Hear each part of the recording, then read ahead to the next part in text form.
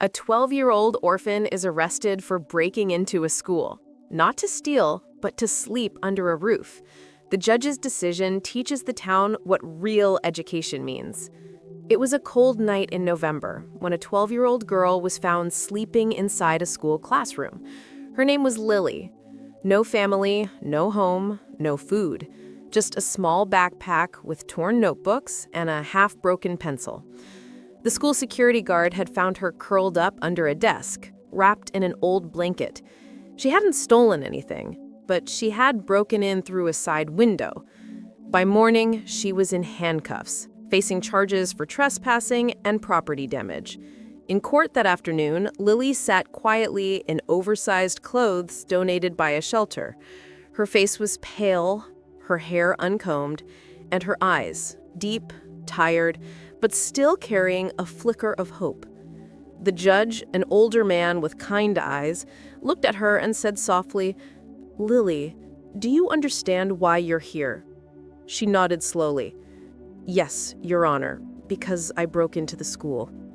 The judge asked, "Why did you do it?" Her voice trembled. "I just wanted a warm place to sleep, sir. It was freezing outside." The courtroom fell silent. The prosecutor cleared his throat, flipping through the file. "She caused property damage, a broken window, and was found on school property after hours. The law is clear, Your Honor." The judge nodded, but didn't speak. He simply looked at the girl again. "Where are your parents, Lily?" the judge asked quietly.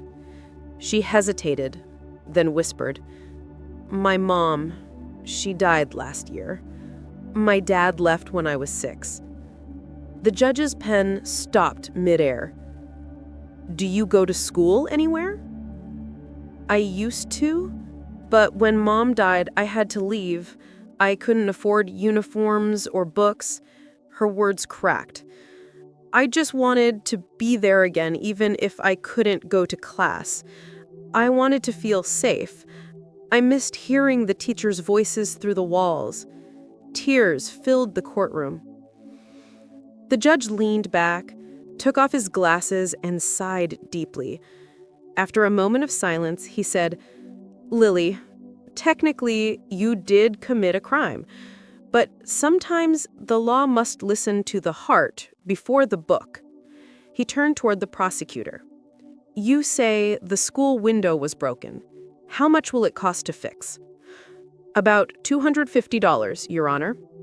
The judge nodded slowly, then reached into his pocket, pulled out his wallet, and placed $250 on the table. "Here," he said, "that covers the damage. Now, Lily owes nothing." Gasps filled the courtroom. The judge wasn't finished. He turned to the crowd.